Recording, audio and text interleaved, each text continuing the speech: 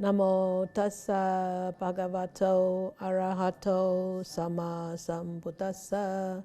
Namo tassa bhagavato arahato sama sambuddhassa.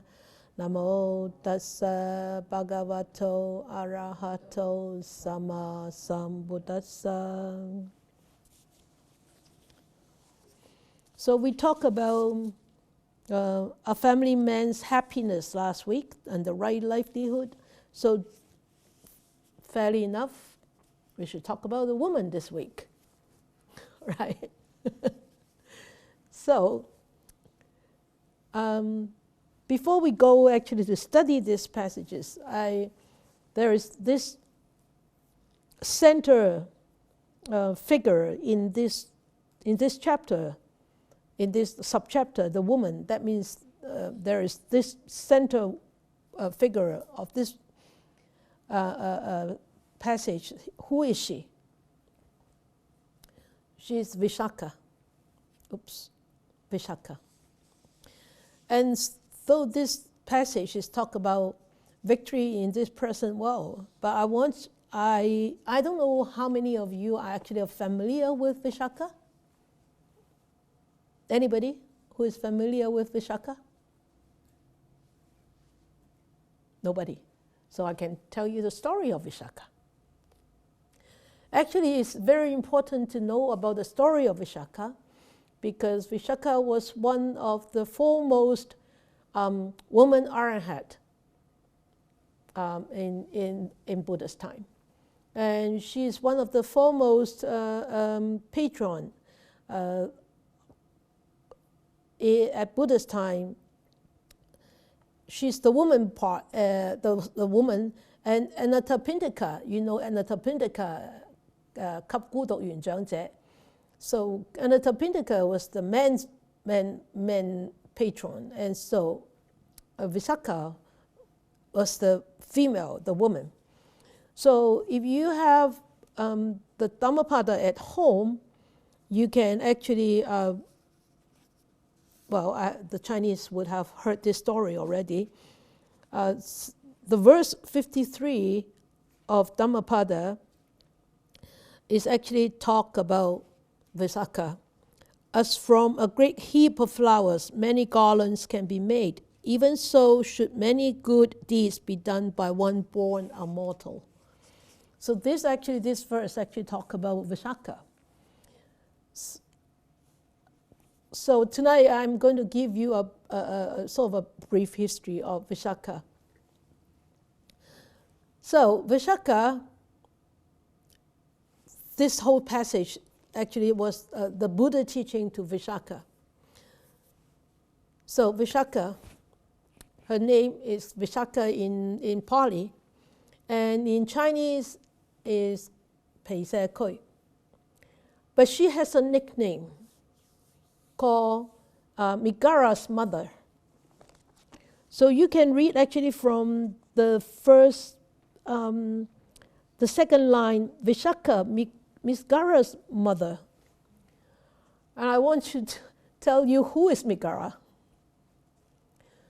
Megara actually is Vishaka who? Anybody knows?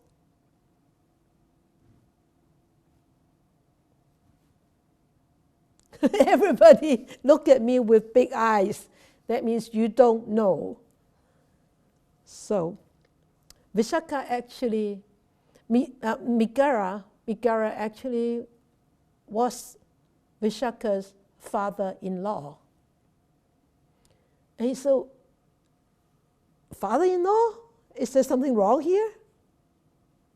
But he said, Vishaka, Megara's mother. Something wrong. There must be something wrong with the translations. Nothing wrong with the translation, tell you. Okay. Megara was really actually the father-in-law of Vishaka. Vishaka actually married into Megara's family, his oldest son. Okay? So that's why I need to tell you the story. Otherwise, if you don't know Megara, then you think Megara is somebody else. Okay, but actually Migara was her father-in-law. So Vishaka was born into a very, very, excuse me, a very wealthy, well-off family.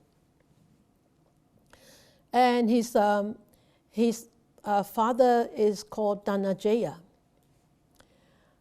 And his grandfather is called Mendaka. His grandfather, in many, many past lives, have actually offered his very little food that he had to Apachika Buddha.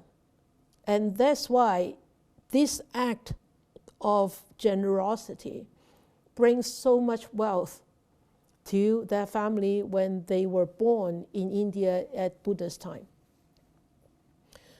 So Vishaka's grandfather and the father were really devoted disciples of the Buddha too. So when Vishaka was 7, his grandfather told her, the Buddha is coming, the great teacher is coming into town. Why don't you get ready so that I can bring you to go and pay respect to the teacher? And hopefully you will learn something from him. So when she was seven, her grandfather took her, and she has about, in the commentary said, she has about a few hundreds of maids going with her. So they went, and then they pay respect, and her grandfather Mendaka actually pay respect and then stand on one side, and then they heard the Buddha's teachings. So when Vishaka actually heard the Buddha's teachings, she, right there at 7, she hasn't taken refuge yet at that time. Right there at 7, she actually attained Sotapanna. Sotapanna at 7, 7-year-old. We are 70. We're almost 70. When we are still here as a very ordinary human being. So how much merits do we have? We don't have much, right? So Vishaka actually attained the Sotapanna, first stage of fruition, when she was 7. And after that, she actually practiced very diligently. And when she was 15, she was ready to get married. And one day, this wealthy family, Migara, and his oldest son is called Punyavedana. Punyavedana was the oldest son of Migara, and the Migara was ready to get a wife for his oldest son. And so Migara told the Brahmins, go and look for a beautiful girl. A girl with 5 different kind of beauties, 5 different beauties, and go to look for one. So they went out, these Brahmins went out to look for such girl. And when they were looking, they were searching, it started raining, pouring rain. And everybody was trying to run for shelter. They saw a girl, still walking very graciously, not running for shelter, walking very graciously. And they looked at her. It seems that she had these 5 kind of beauties. And so when they approached her and asked her, why didn't you run? Why didn't you run for shelter? She said, a king, a diva, a noble person never ran for shelter. So is a girl, so is a gracious girl. doesn't run for shelter.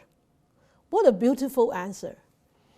And this Brahmin said, wow. And then look at her and said, wow, she really fits all these categories of beauty.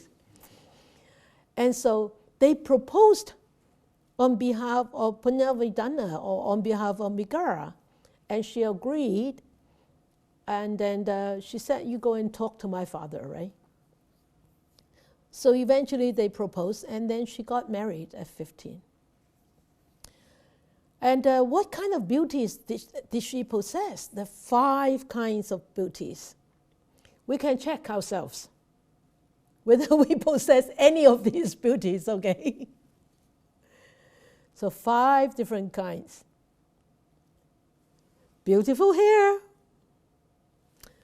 Well, I don't have much hair, so I can say that I have beautiful hair. Beautiful figure. A very beautiful, attractive body. Beautiful bone structure, not like protruding here and collapsing here, you know. Very beautiful bone structure. And beautiful skin. And youthfulness. Youthfulness, that means she is not just like because she's young, right? It's 15. And you say youth, 15-year-old, definitely she would have youthfulness. Not necessarily. Some people who are 15, but they don't look very youthful, not useful, youthful. They look very old, or they look very sulky, they look very unhappy.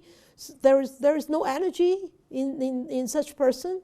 So youthfulness means of like energetic in a way that is actually very gracious and very young at heart, and then there's radiating of youthfulness. Okay, so they actually arranged a marriage. So she actually got married when she was 15. But on her wedding day, her father gave her 10 advices, or advices on 10 things. And listen and see if your father has given you these advices. Okay. So, 10 advices. The first advice. Actually, it correlates with the passage here. So, he said, a wife should not criticize her husband and parents-in-law in front of other people. And neither should their weaknesses or household quarrels be reported elsewhere. That means you don't what?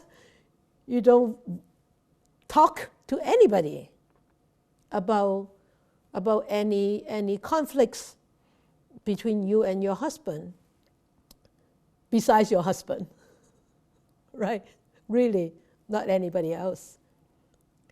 Is okay, wives or wife now. Is it easy to do? Easy, right hand? Not easy, left hand. Have you come? Oh, 2 hands. I guess 2 hands. Have you committed any of this? Have you done any of this? 2 hands up. Yeah. It's really not easy, eh? It's really not easy. Why do you think that his father actually taught her this?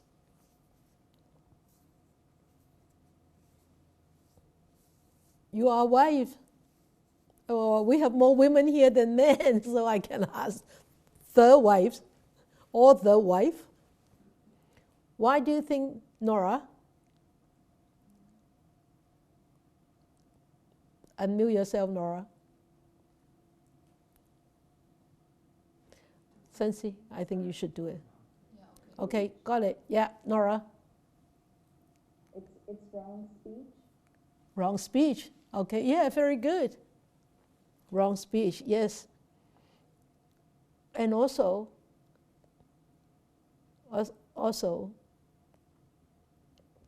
anybody else? Any other suggestion? Maria?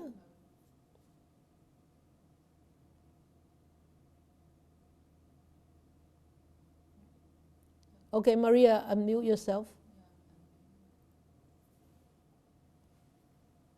Unmute yourself, Maria. There you go. I would think it's just downright disrespectful. Yes, yes. Disrespectful, yes. And Ophelia from Toronto said privacy. Yes, everything.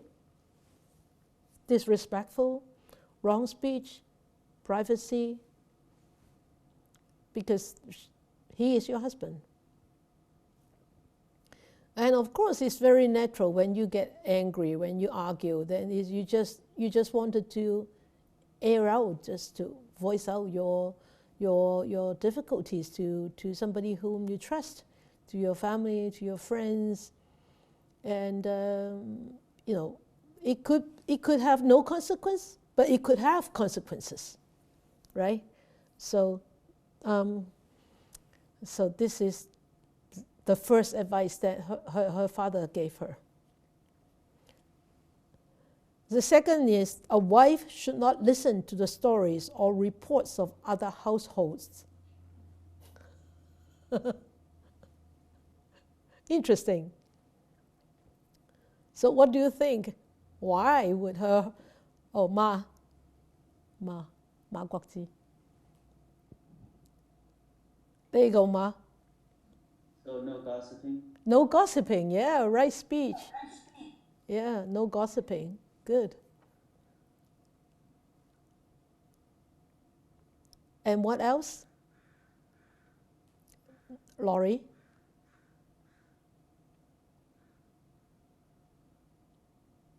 There you go. I think it would lead to comparing and, Yeah.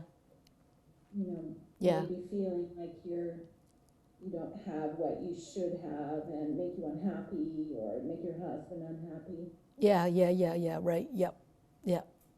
Because when we start to compare, we could feel inferior or we could feel superior, right? So neither way is not beneficial. Good.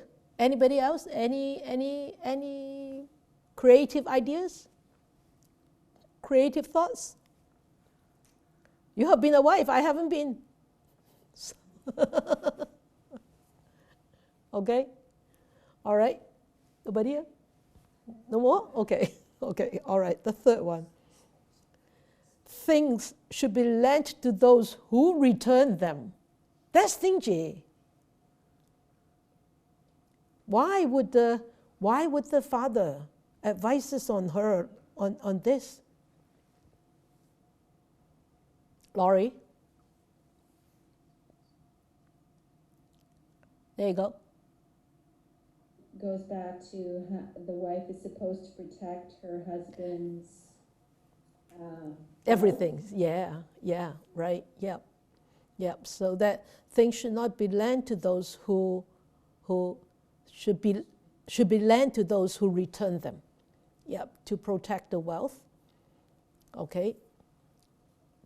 And then things should not be lent to those who do not return them. That's the same idea, right? So to protect the wealth of the husbands, and to protect the wealth of the family too, right? Okay, and also not to let people take advantages. And some people they are not necessarily poor. They're not necessarily incapable to return, but they just don't want to return because they think that you are more well off than them. Then they can take advantage. Then if you do that, you are actually encouraging people to be more greedy, right?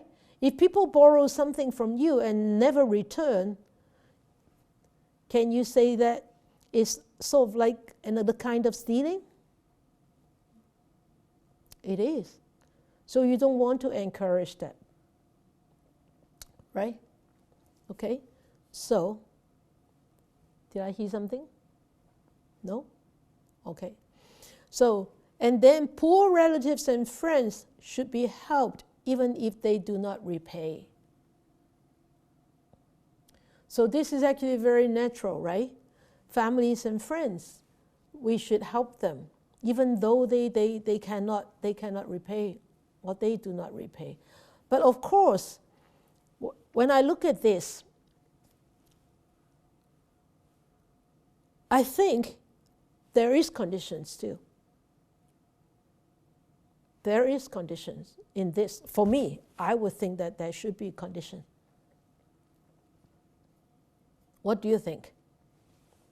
Would you put condition there?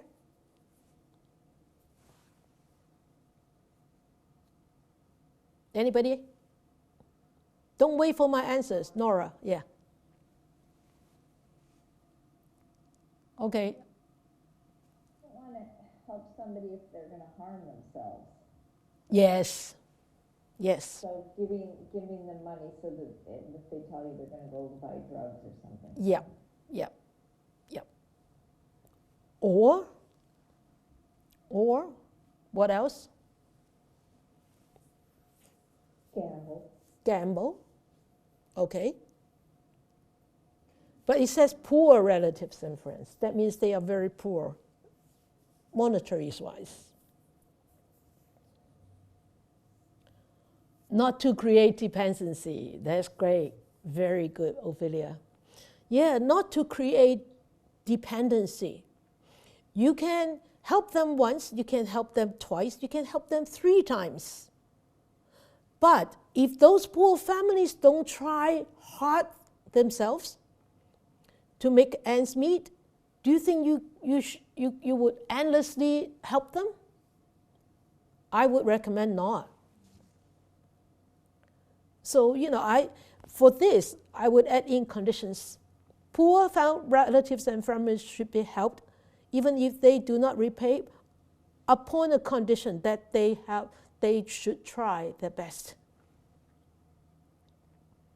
So that's why I agree to help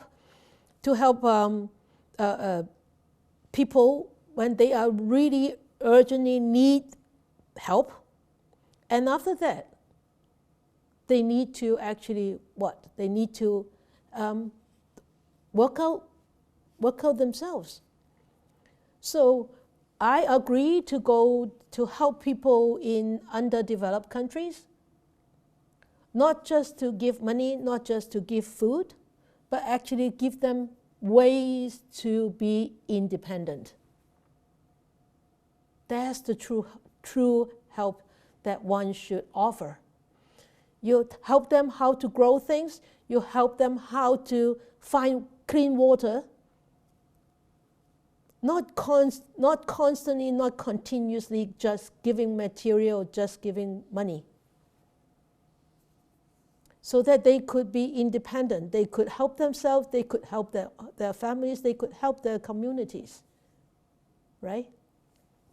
So I would put the conditions there myself. Catherine has her hand up. Yes, Catherine? She can unmute herself. Yeah, Catherine? Yeah, that's what I want to say, yeah. Okay. It depends on the condition, yeah. Yes, okay. So they don't take advantage, yeah. Yes. Okay, great, thank you. Okay, number 6 is a wife should sit gracefully. On seeing her parents-in-law or her husband, she should respect them by rising from her seat. So this is really not just an Indian tradition, it is also a Buddhist tradition. So in our precepts, in our Vinaya, Bhikkhuni Vinaya, actually as a junior will never sit down to talk to a senior who is standing up. And when a senior is sitting, you never stand up taller, higher than them. And when a senior is standing, you will not be sitting. Okay, so that is actually according to our Vinaya too. So, and it doesn't mean that a wife is inferior to a husband. It's just a respect. It's just showing a respect. And I think on seeing her parents-in-law or her husband, at least I think this is sort of like a greeting, right? A greeting. And if you're like somebody coming into your house, or you see somebody in the morning, and you don't even greet them, that is very sort of like feel funny, wouldn't it? You would say, "Oh, good morning, mom, good morning, dad," and even though in the Vihara tradition, in the monastic tradition, we don't say we don't need to say good morning, we don't need to say good evening, but we know that is our rule. But we know because that is already being taught to us. But in the mundane world, you greet people as a courtesy, as a respect. So if the parent, just a minute, Maria, if your parents-in-law come into the house and you just say, "Huh," and you don't greet them, you don't stand up to greet them, that's kind of odd, wouldn't it? If you have guests coming into the house, you would just say, "Hey, welcome here," right? And then the closest to you, you don't greet them. It's kind of odd. Maria have something to say.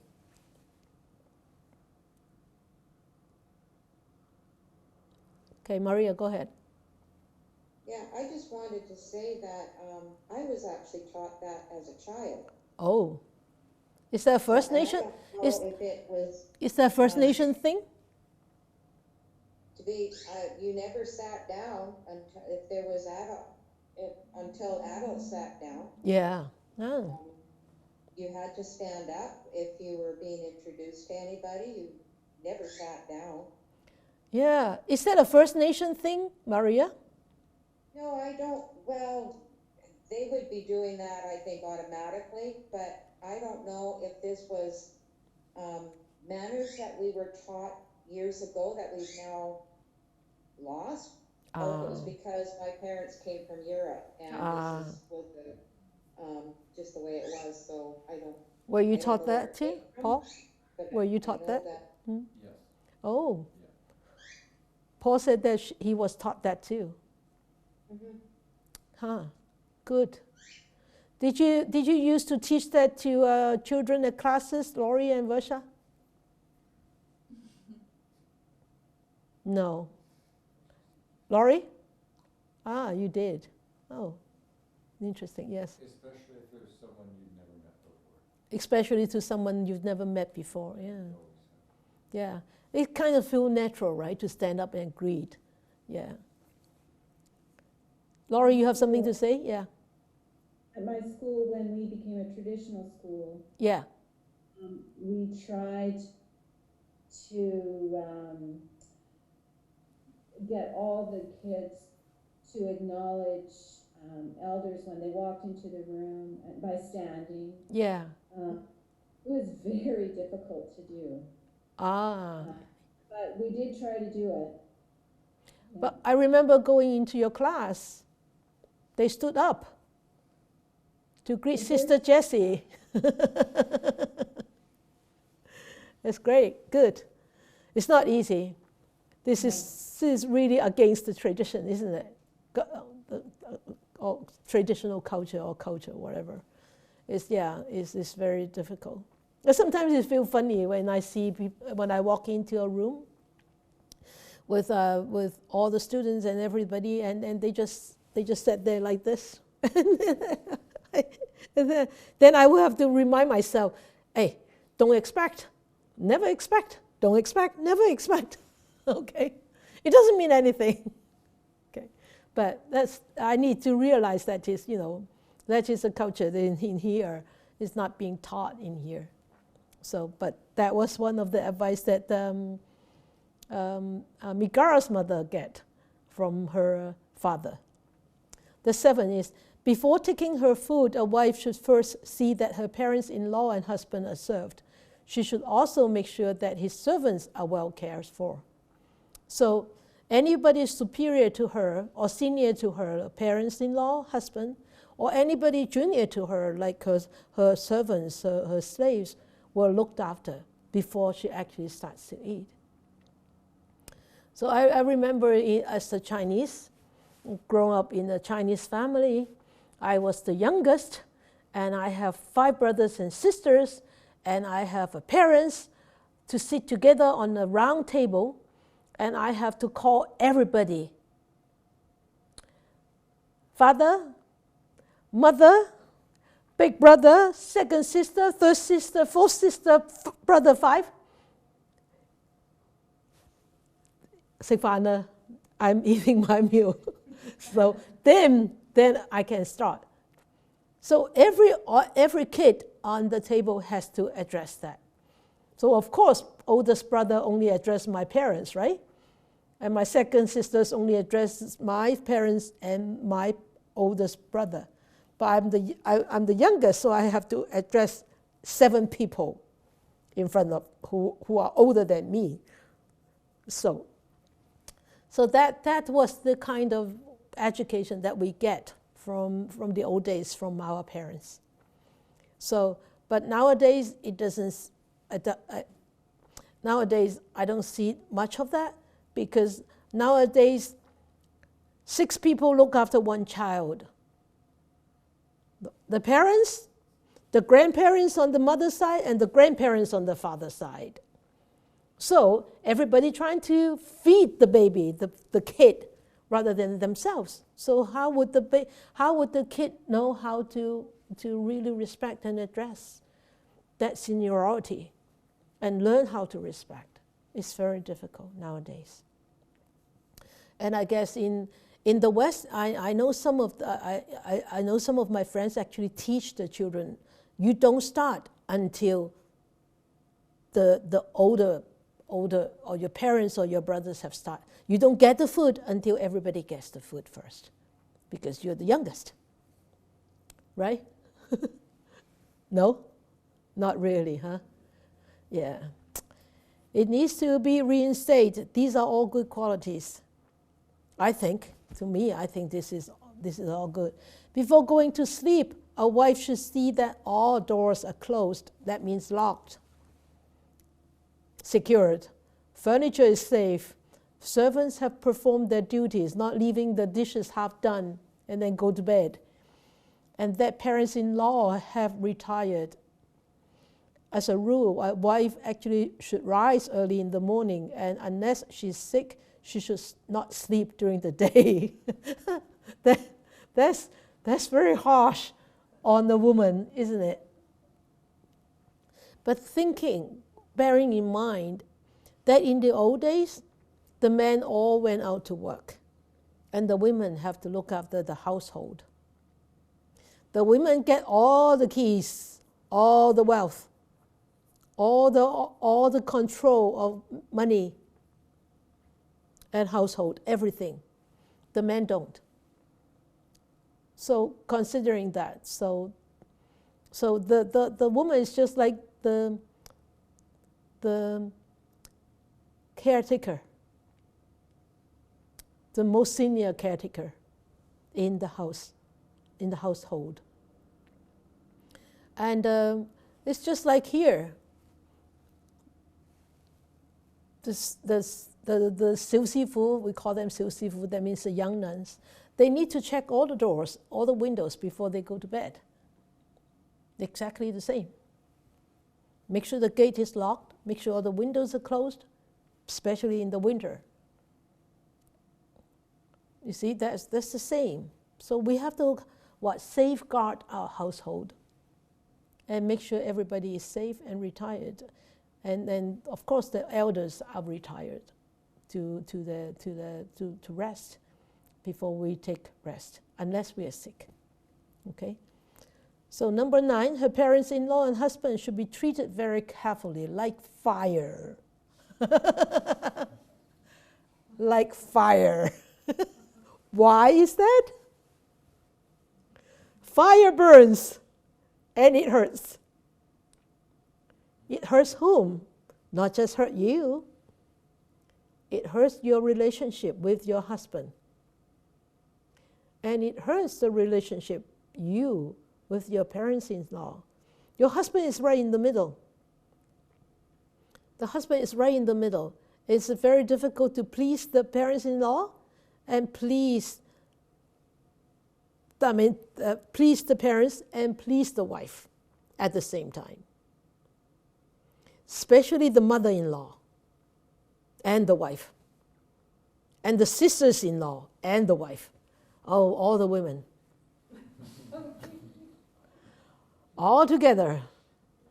And in the Chinese traditional saying, all three women come together, oh, it's a big headache.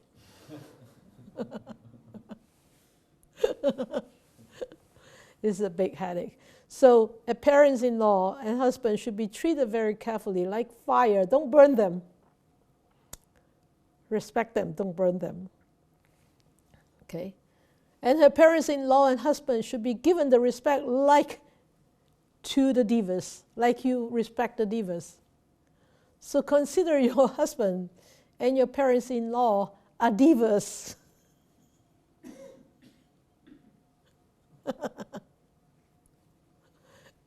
So respect them. Eva kept laughing. I'm lucky though, I have a very good husband. So, respect due to to the diva. I changed one word here. In the commentary, it said her parents-in-law and husband should be given the respect due to the divas. And I think due to the divas is sort of like a funny translation. So the respect like the respect to the divas. For number 9, Yeah. I like number 9 because the fire can be dangerous, but it's very useful. It's warming and helpful. And so if it's really taken If you do it properly. Yeah. And the fire could cook too, right? It not necessarily burn down the house. It could help you to make food and make rice and make congee and make dao and make samosa, right? Okay? So,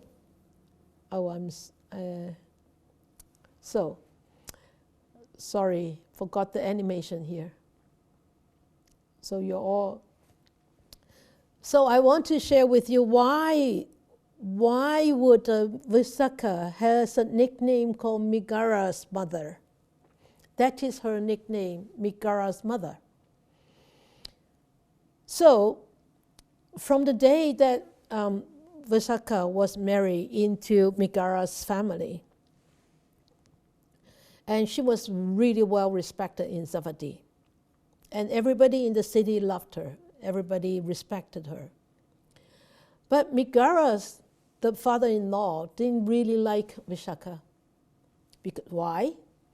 Because Migara's actually was the fervent, devoted follower to Nikantas. Nikantas are some of the ascetics in those days. So Migara didn't really like Visakha being the devoted disciple to the Buddha.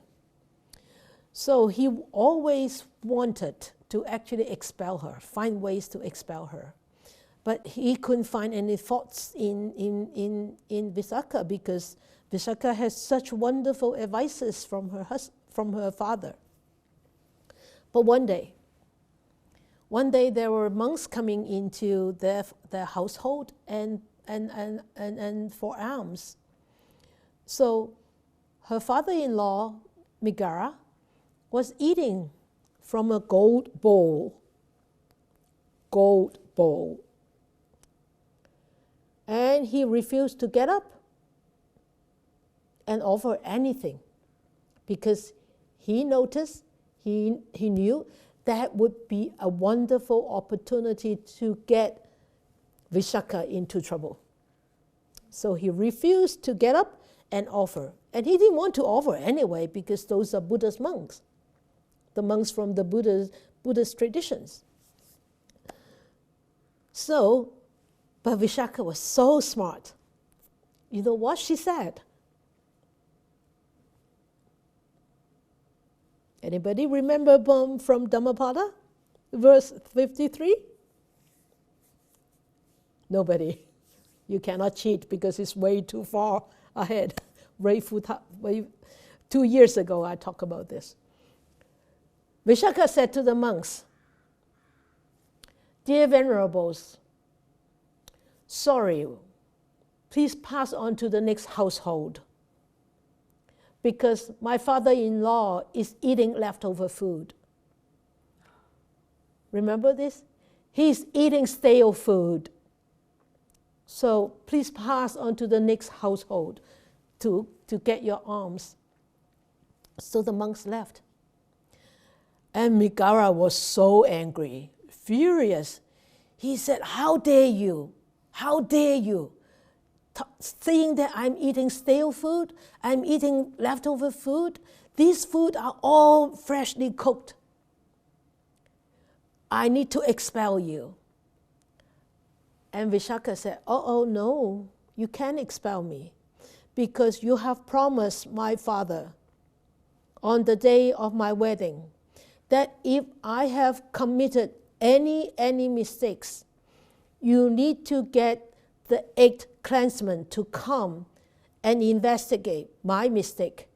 And those 8 clansmen could actually put a verdict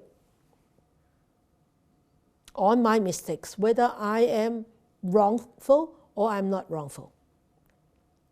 So Migara thought, yes, she's definitely wrong this time.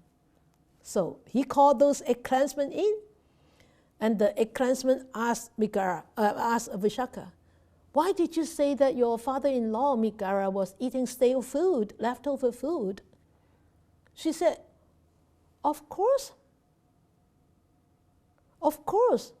because he was not willing to give. The food that he's eating now is all these merits that he has from his past. That's why it's leftover. It's leftover merits from the past life. That's why he's eating leftover food. The food from leftover merits is not fresh this life because he's not willing to give. So he doesn't collect new merits. You see, so smart, this girl, so wise. And Migara stood there, shocked. And the 8 clansmen put a verdict. He said, "There's nothing wrong with Vishaka. She was completely correct.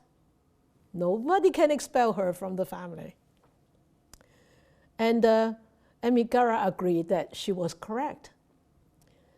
And then he said, "Migara, you really like my mother. And Vishaka, you really like my mother. That's why." And then the next day, Vishaka actually invited the Buddha to come to the household to have offering, to receive alms, and also to give teaching, because that's what the Buddha always do, and that's what monks always do. After they receive offering, then they give a teaching in return of the support from the household. So the first day, Vishaka said to Migara, "The Buddha is coming today. Would you come out to offer alms and listen to the teaching?" He said, "No, I can't, because my teacher Nikanta would not allow me." So the second day, Vishaka invited the Buddha to come again and told his father-in-law, "Father-in-law, would you come to offer alms to the Buddha today and listen to his teachings?" So Migara went to ask Nikanta second time.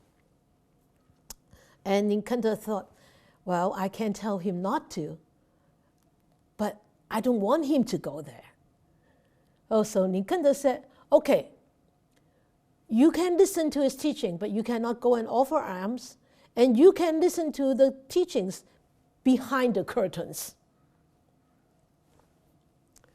So Nikanta really didn't want Migara to meet the Buddha.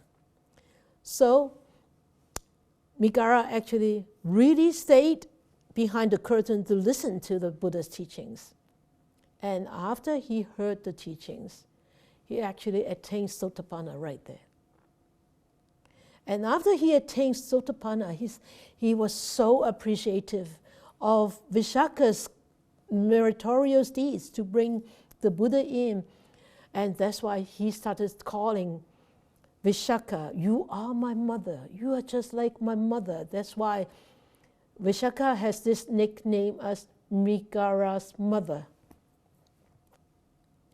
And Vishaka, I got myself all mixed up.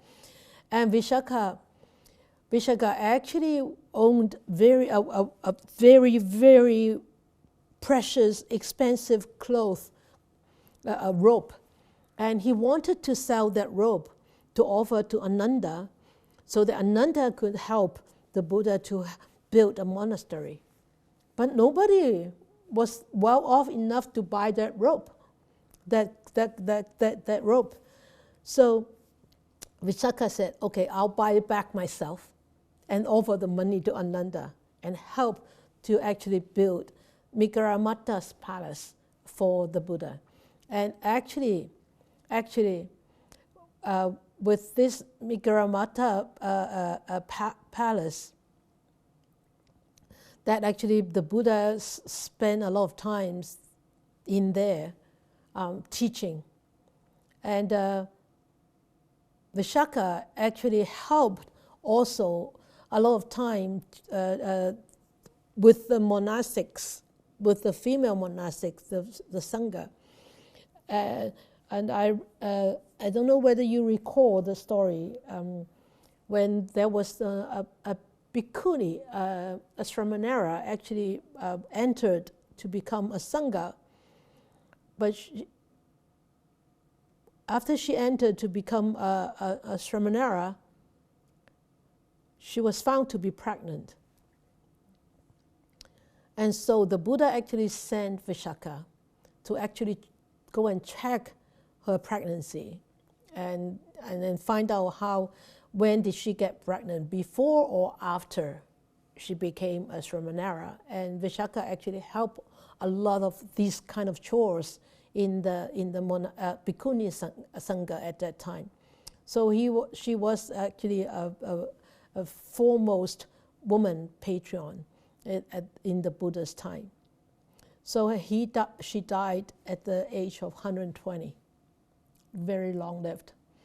That's why I wanted to share with you Vishaka. If you do not know Vishaka's history, you would, I don't know whether you would wonder, why would the Buddha talk about the woman of the home to just Vishaka? Okay, so actually we don't have to actually go back into the passage because we talk about that passage already in here. So, but anyway, so the woman of the home, so the Buddha said to Vishaka, in the victory in this present world, there are 4 qualities of a woman, right? Is capable at her work. So in the book it says how capable, is skillful and diligent in regard to her husband's household chores, whether with wood or cotton. That means from heavy to light stuff. So heavy, lift up wood, and cotton, light stuff, very lightweight.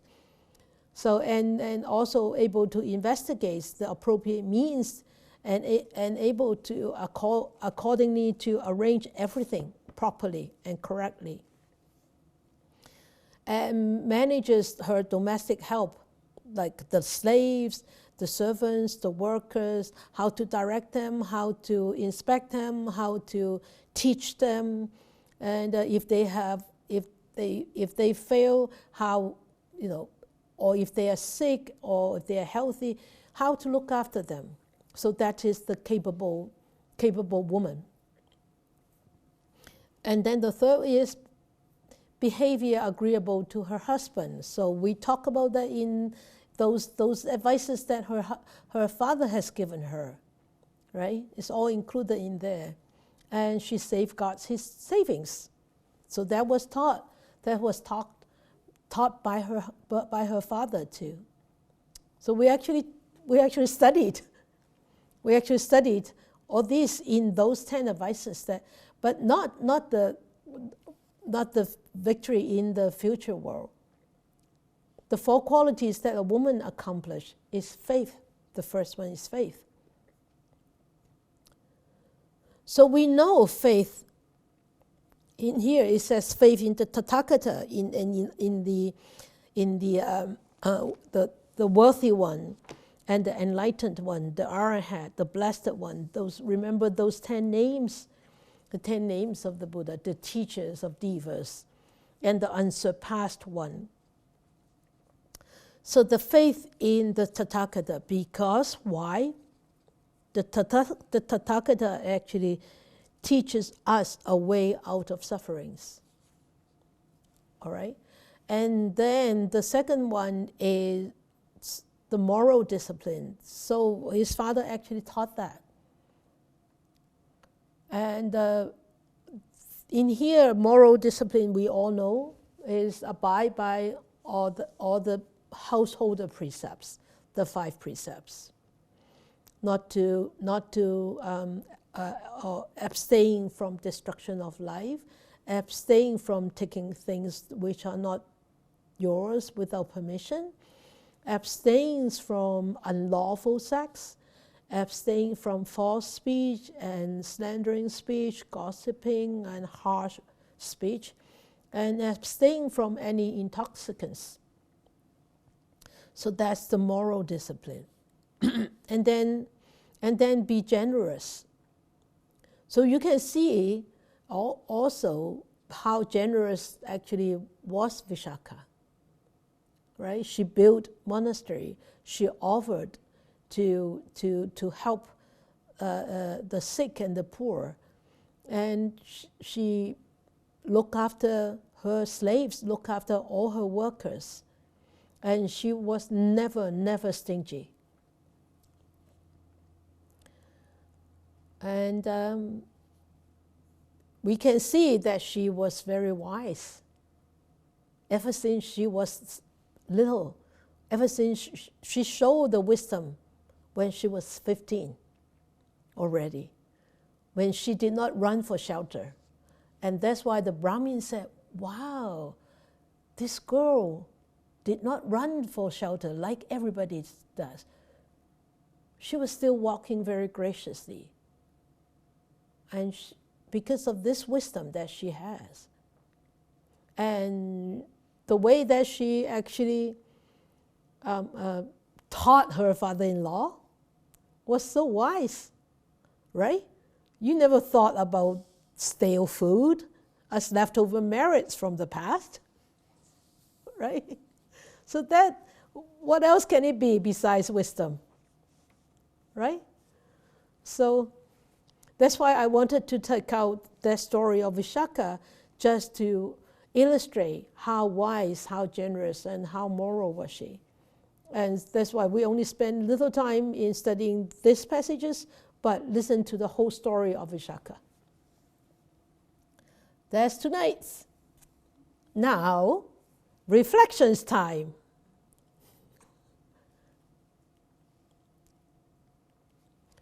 So would the 4 ways to victory in this present life for women applicable to women in this present world nowadays? What do you think? 4 ways in the present life.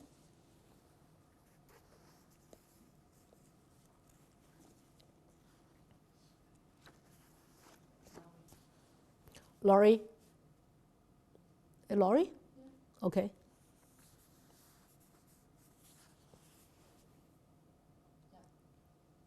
I would say maybe yes and no. Okay.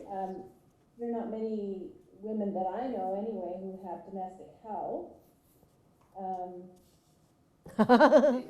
I know. In the West, yes. Right? Yep. So to be capable at your work. I mean, a lot of women nowadays do work outside the home, so that's contributing to the household. So sort of the same but different. I mean, you want your behavior to be agreeable to your husband, that's true.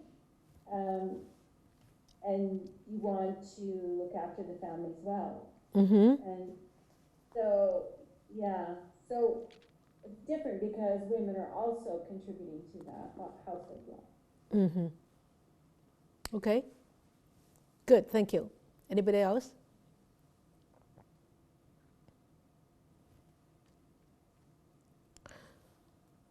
No? Versha?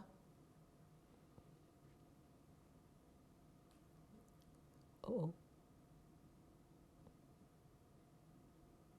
Versha. There you go. There you go, Versha. I'm here? Yes. Yep. I just really noticed something very different. Whenever I go back to India with my mom, Yeah. the family contact is very different. So the family is very close and they're joint.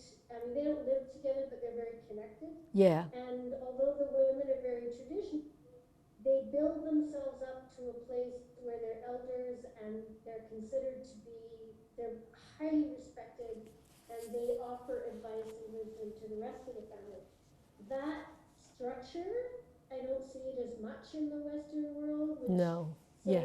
when my mom comes back here, grandchildren who are wonderful say, "Oh, well, that's just old-fashioned, and we don't need any advice, and we're okay." So it's a very different Yeah. social structure. We don't quite have it in place in the same way. Yeah. Yeah. Yeah. I agree totally with you. In the Chinese tradition, we said if we have an elder in a home, we have a gem at home. 家有一老，如有一寶啊。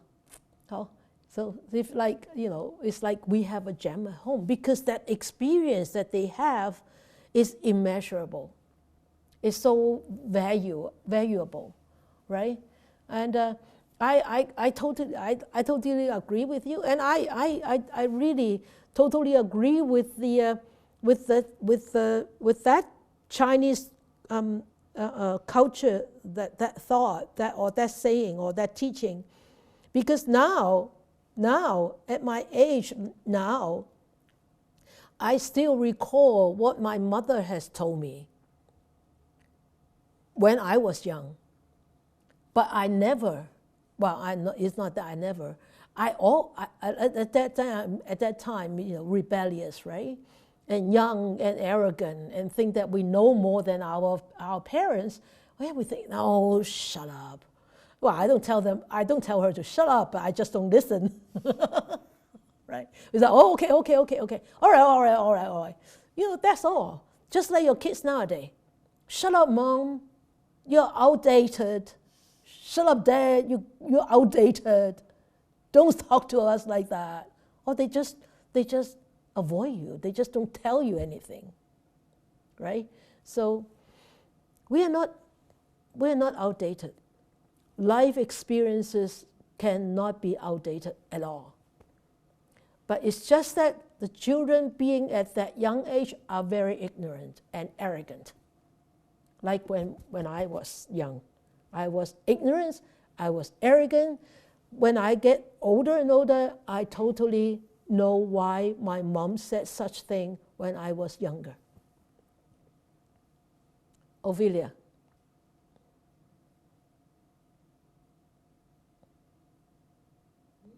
Yep.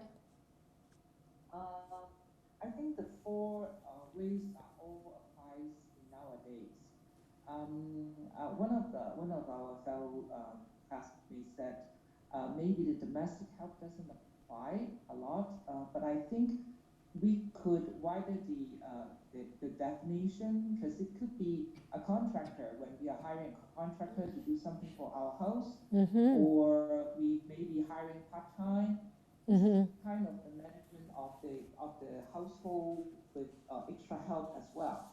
Yeah. So I think all are still applied. Good. Good. Yeah. I mean, even living in a condo,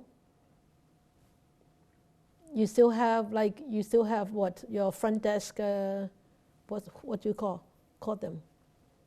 The front desk person who's sitting at the concierge. Yeah, yeah. You know, those could be your household, not really servant, but you know, helpers. They help to keep the front door safe, to keep your household safe. Yeah. Okay. Good. So I think these four ways of even though women are contributing to the household, I think these four ways somehow in many ways still could be applied.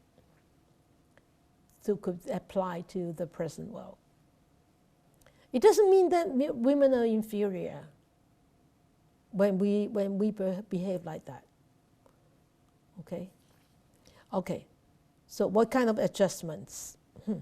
Or we should actually look at the next one. For the contemporary society, like existing nowadays society, what are the qualities that a woman needs to have in order to have victory? Victory in present life? Victory in future life, definitely you cannot skip those four. Okay? But victory in present life.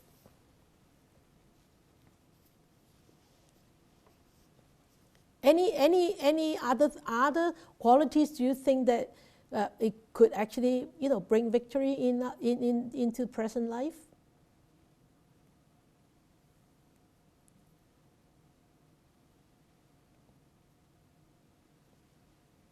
Nora, okay.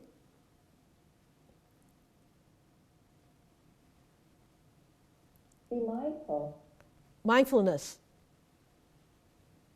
That's Yeah, good. Just pay attention, because it's easy to just get frustrated and get mad and whatever. So, meditating and be mindful.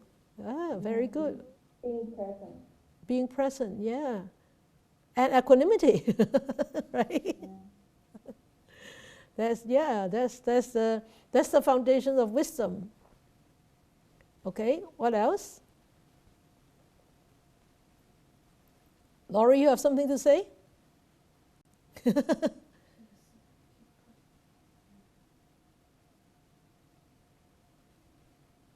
Are you unmuting her? Yeah.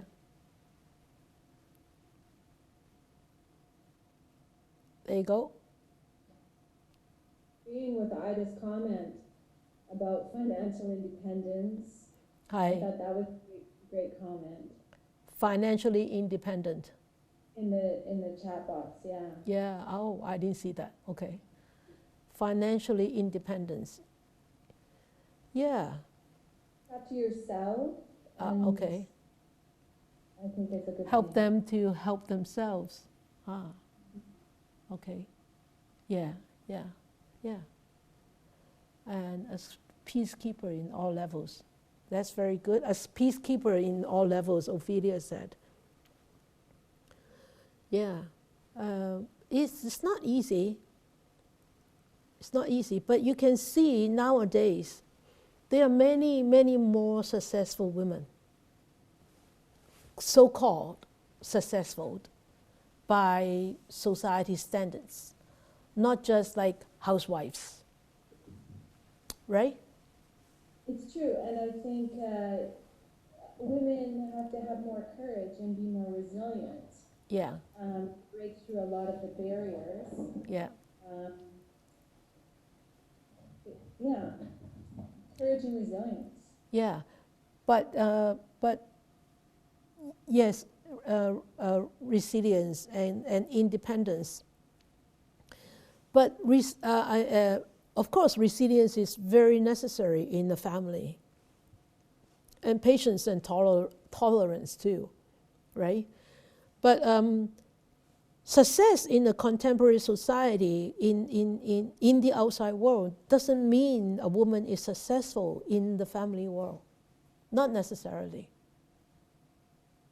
right?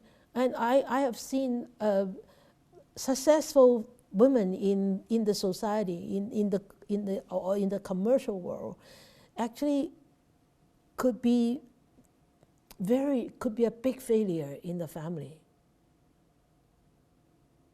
Could become a big failure in the family because of that. She's above everybody in the commercial world or in the outside world, and come back home, she's the mother and she's a wife, and she has to.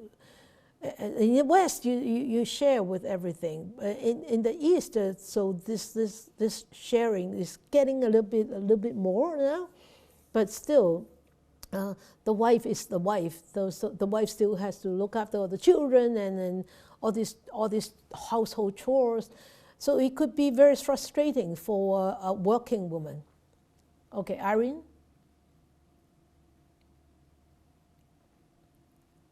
Okay, Irene, you have to unmute yourself. Have you unmute her? There you go. Okay. There you go. Okay, I think we can practice the 6 parameters in the contemporary society, right? Of course. So one else is you can just help your coworkers to share your knowledge that you know and then to do the work. And second, Sila, like you practice, you don't gossip and you don't talk back about like other people, within the work environment. And then number 3, tolerance, and you can tolerate people, your coworker or your friends, who is being unreasonable. And number 4, you can practice diligence. So when you work on doing your work, and then you practice diligence, just to focus, just focus what you do instead of thinking of something else, go sidetracked. And wisdom can come up, with you when you know how to handle the situation without hurting other people and making your contribution. And she left the last one, number 6. Number 6 is wisdom. Yeah, wisdom. And then number 5, I think, diligence. Diligence and 布施持戒忍辱精進禪定，禪定啊！布施持戒忍辱精進禪定智慧。She was talking about parami. 禪定啊 ，samadhi. Samadhi, that means quietude, right? Quietude, focus. Focus, quietude. And so when you're focused to do things, then you are less likely to make mistakes. And then you become more efficient.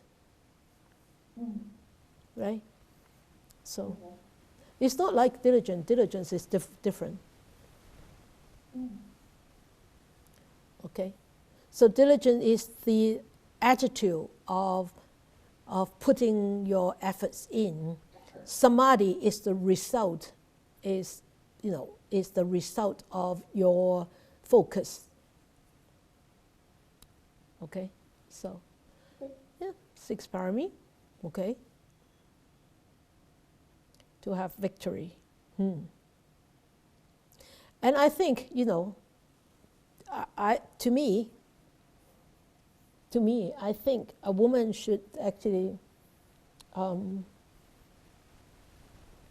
have that kind of compassionate mind in the contemporary society, to have really to be winning, because if one doesn't have this compassion and this understanding, and if one is victorious or very, very strong woman, and one will just to really becoming more and more arrogant and belittle people. But if one has compassion and understand that they are so lucky, or they are so powerful, or they are so successful because conditions just come together to allow them to win, and people maybe less fortunate. Then, with that compassion, and I think, then they will definitely be more generous. They'll definitely be more compelling to help, and more compelling to embrace others and to look after others. That's what I feel. Compassion and understanding. Okay, that's all for today. Anybody any comment? The men don't say anything tonight.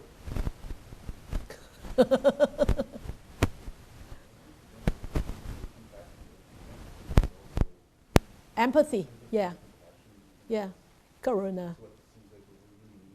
Yeah, empathy. Kwok said empathy and compassion. That's what we really need right now. And mind you, though, empathy is really very difficult to develop. People think that they are empathetic, but they are not. They are sympathetic. They are not empathetic. One only becomes empathetic if one actually experiences that difficulty, that sufferings that the other person is experiencing. Then that compassion that they develop, or that understanding, that is empathy. Otherwise, a lot of people are sympathetic of people's sufferings, but they are really not empathetic. Catherine? You have a milk? A milk? Okay. Yeah, talking about empathy, Yeah. I think that's useful in the family to dealing with the husband, because what it is if we just when the husband get mad, Yeah. so instead of just tolerate, because if we tolerate, we Yeah. sort of we feel mad inside. Yeah. But then if we put ourselves into his position, Yes. think what he think.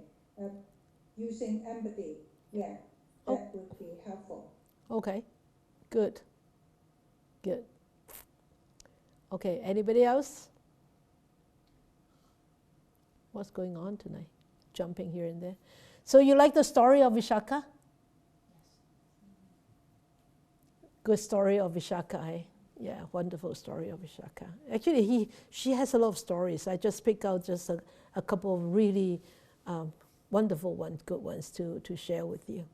So if you want to actually look up Vishaka and look up Dhammapada 53, and you will actually see that Vishaka was really a wonderful practitioner, a wonderful supporter of the Buddha's Sangha and teachings in those days. And we should be actually very grateful for her and Anathapindika. Without their support, the Sangha couldn't survive. And without the Sangha, they have nobody to support. Okay? So it's actually codependent. Okay, all right. Let us dedicate our merits.